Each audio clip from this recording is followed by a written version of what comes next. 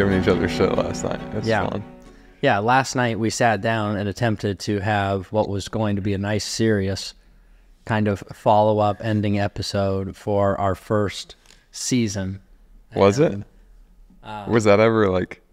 Well, it's how I went into it, at least, Okay. with a defined expectation that we are going to get something out of this, which we did. And what we did get out of it, to me, was quite clearly that I have a hard time just looking at you and having a one-on-one conversation with you seriously.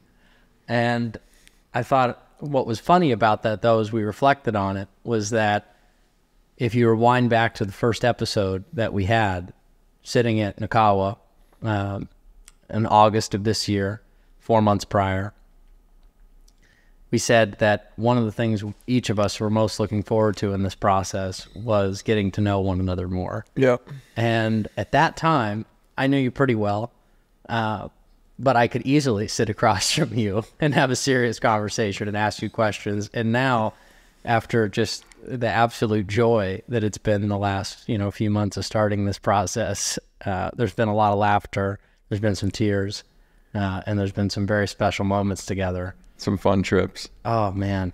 God, it's been, you and I have looked at each other several times and said, oh, it's nice to see you again. Here we are in the same place again. Yep. Man, it's been a while, but it hasn't. Yeah.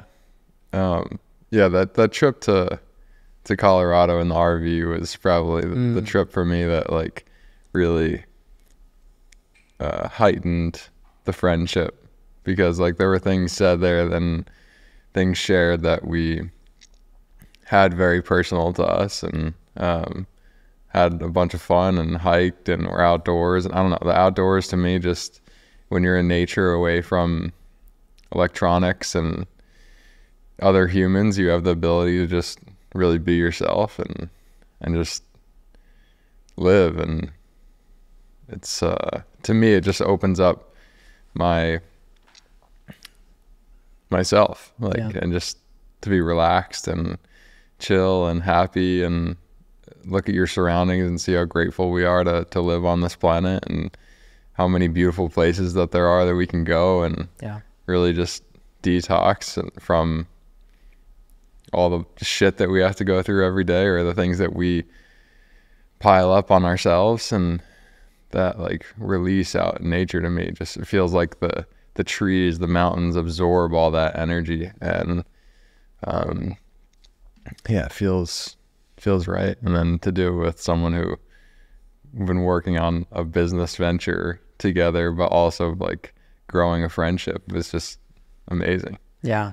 And you said it right. Like in the first episode, we were like, oh yeah, we're gonna do this to obviously get to know some new people and hear some amazing stories, but get to know each other better. And I think we just did that. Yeah, to say the least. What I'll start with one, at least for me, but looking back at, our first, group of folks here that we got to sit down with, what were some of your highlights when you look back on? I'll start with one of mine, and we talked a little bit about this last night. The conversation that we had with Kelly was just really an eye-opening experience for me, because she's someone that's dedicated her life, similarly to you, really to single-handedly learn, from the experiences of others, and use the platform that she's created to give back, which is a lot of our inspiration here, frankly, in wanting to, have the conversations we've had with others. But her conversation for me was just this epic reflection the entire time of, constantly asking myself, have I thought through things that way? Or, have I experienced what she was referencing, or done some of the things that, she was referencing during the conversation? And I'm so excited to have more folks in that realm as well, and I think we've got, some ideas of people that we're looking forward to talking to here down the road as this thing comes together. But I'm curious, like, what are the, couple things that stick out to you looking back at our episode so far? I mean, it's pretty special, the people that we've had on. We've been able to, for the most part, be ourselves with, and feel very natural in our skin. And I think as the episodes progress, we feel even more so that way. Last night, like, you know, getting some laughs in, talking about some fun, interesting topics. And I think as our confidence grows, it'll just continue to prevail of like who we are. Yeah. Yeah. We were saying that literally last night. It's like you feel the weight, or at least I do, of the responsibility in these conversations. I mean, the first one for me was Jack Nicklaus. Like, that was my first holy shit moment. Like, this is crazy real. Yeah. And, you know, frankly, the intimidation of sitting across from him and having this undivided attention with one of the great legends of all sports, and, or really any activity of that matter. But you felt his presence there, and he was so kind with his time, and was warm and engaging. But that was the first conversation for me that was like, holy cow, we this is a real thing. We got to have our stuff together. And it made me, at least, actually a little bit uncomfortable in the setting, because I felt like we needed to be a certain prim and proper way. Yeah. And so much of what our goal is in these conversations is to create that open forum setting, like we're hanging out on the couch at home, shooting the breeze. And like you said, I think we keep getting there, you know? Yeah, but I mean, it's hard to do that with someone that's such a different generation than us too. True. And they've seen it all, and they've been through all of the media and had all of the best media in the world interviewing him, and like having to live up to that with like getting everything detail oriented, dialed in, and on time. And it was a great lesson.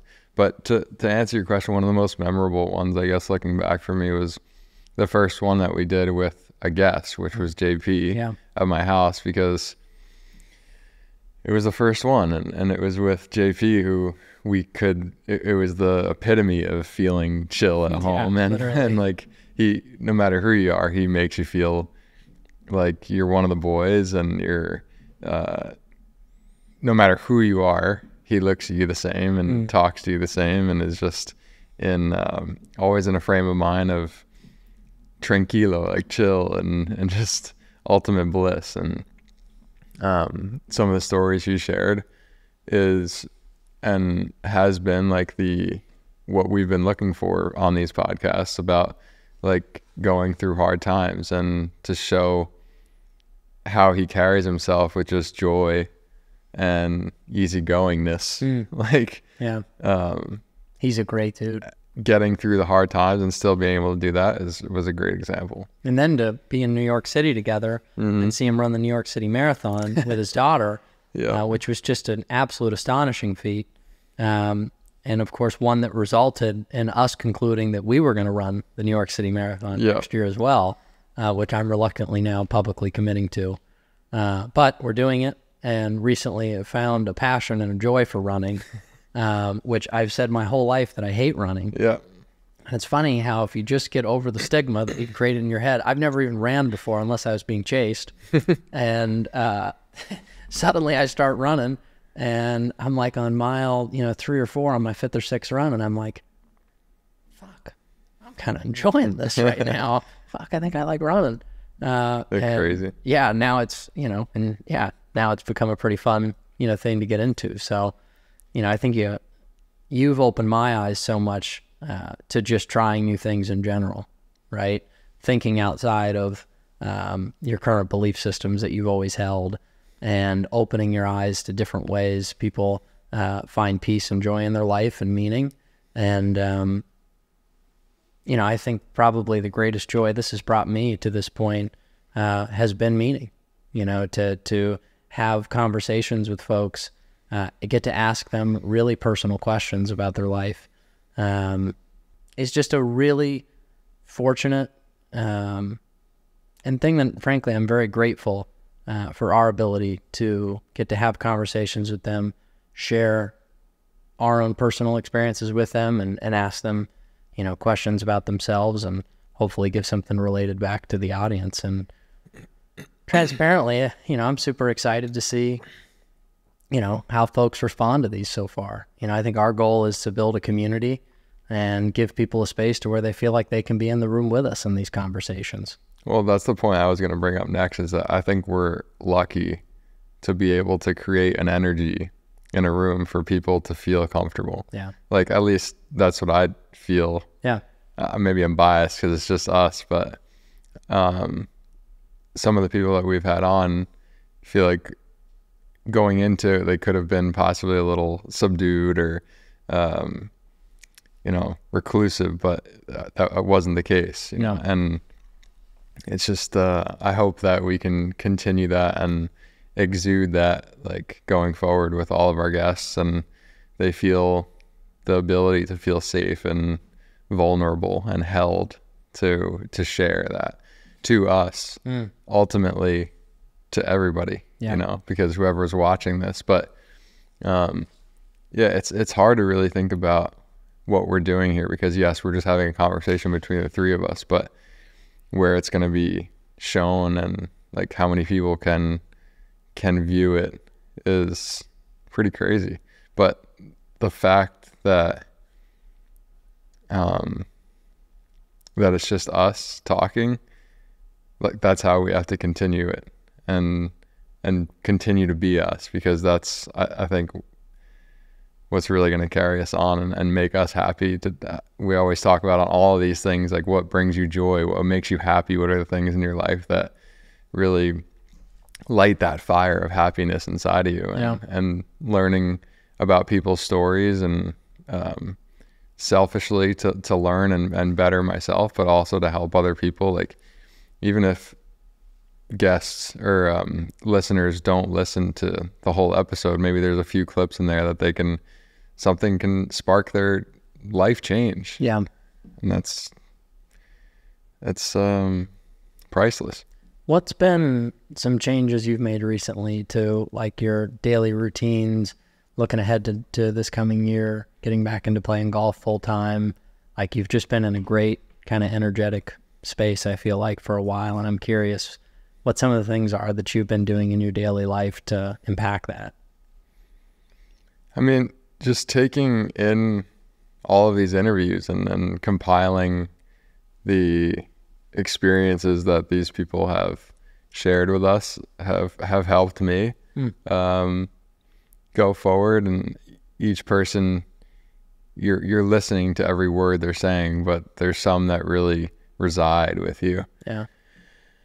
And the one with Jack was pretty important to me about preparation. Yeah. And that has kind of really lit a fire inside of me about getting my shit together for golf, and being prepared and having a schedule, and just being more organized in general for everyone around me to feel more professional, but held as well, and motivated too, because when you're like on time for things, and when you're there for others, and when ultimately you have to be there for yourself first. And that's what's been hard for me, because I've been in a place of limbo for a long time, of trying to figure out if I want to golf again, or if I want to go down a different path. And like, starting other businesses, it was a place of, like, not boredom, but I always need to be doing something. I have to feel like I'm always bettering myself. Like, sure. I think there's a lot of time wasted in a day, and we can always do better at time management, whether it's like, a lot of people say, oh, well, I have no time. And if you actually sit down and you're honest with yourself and ask yourself the hard questions of, am I really doing everything that I can to be better? Yeah. Or the best version of myself? Like, there's always room for improvement. Like, take one less hour of sleep and get up earlier, or, delete Instagram, or write that note that you've been wanting to write to someone for a long time. And it's just taking those steps, and the lesson continues to reiterate itself about just gaining confidence and doing the things that are hard, but as you continue to do them, they just become part of your life, and then you just the trend just keeps going up. Yeah. No, it's a great answer. I think that I really look back at each episode, each conversation, everyone had an unbelievable and uncanny ability to really be themselves. And that is what has differentiated them. And it's said quite obviously, but what makes something special is its individualism. And whether it was Ricky's comment last night about his brand, that was never an effort. He was just himself. And he took that back to his junior golf days when he was dyeing his hair blue at the Cannon Cup. You know, I think back to our conversations with Charlie Schaefer. You know, he's somebody that's unapologetically himself. And Grayson is a completely differentiated brand, and one that, you know, you were a huge foundation in starting from the beginning. I mean, if you ask Charlie about it, he says that Grayson was really modeled after your spirit, you know, and who you are, which I can recall walking through New York City with you and Yama, your dog, and I was just like, this man is literally the walking model of Grayson. Like, everything that this brand stands for is you. And so learning, you know, the world continues to try to get you to shift into being things that you aren't inherently. And as I take in these conversations and also take in being with you, it's giving me a much greater sense and confidence in being myself and doubling down on the things that make me an individual too. Yeah, that's a nice understanding and awareness. I think if you think about it, think about all of your mentors or the people that you look up to. Yep. They're not normal. None of them are part of the herd. No, it's not. No one's looking to be one of many. You're looking to be one of one. And that's what is going to differentiate you, because the bottom line is we're all different, but we, in business, in schooling, in the system, like, we're all pushed into this one form of of conformity. And it's hard to break out of that, because that conformity is easy to be in. The ease of having everything done for you, or having automatic doors, or, you know, like push start cars, or notifications on your phone, and like going to the grocery store and having everything there for you. Like, on the opposite, like growing your own food, getting away from technology, connecting back with your true self. And we talked about the power of the human being, and like what capabilities it has to feel and energetically connect with others and yourself, or higher dimensions, or other spirits and realms. And yeah, it's just it's crazy to say that it's hard to be yourself in these times, but it is, because it's just, but you have to do it. Like, everyone we've interviewed always says, like, be yourself, do what makes you happy. Like, you know, money, it's just a made up thing. Obviously we need it in this world to survive and thrive in certain ways. And in the past, I thought that money was just something that I didn't need to be happy. I never wanted to rely on it. But not working for a while and seeing the bank account go down, I'm like, wow, you know what? I'm going to change my perspective on money and realize that it is an energy form. And when you do something ultimately that you're passionate about, it is going to create that abundance for you in many different realms, and your bank account as well. So just like having the book, The Noticer, about changing your perspective on things, has just always been so helpful for me to just step outside of my body, look in from the outside perspective, and be like, okay, what would I advise myself to do here on a ultimate zero judgment playing field, and then kind of go from there. Yeah. Oh, it's beautiful, man. Well, thank you so much, you know, for doing this with me. This has been such a joy in my life, something I've wanted to do and be a part of since I was a kid. And there's been several pinch me moments in this process, and I can promise you that they are not going to stop anytime soon.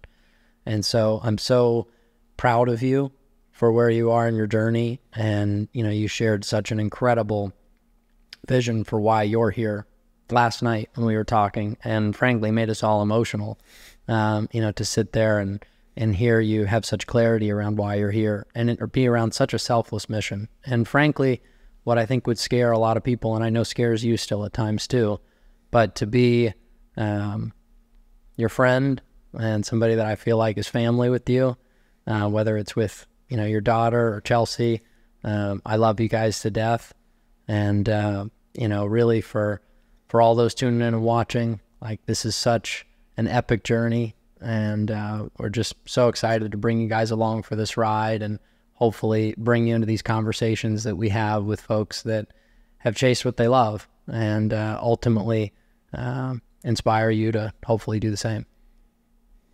Thanks, Jake. Love you, man. We're all on our own journey, and everybody's going through hard times, and it's how we get through it together and then share that experience to help others in the same boat, and everything's going to be okay. I can fly. I can fly, baby. Just the beginning.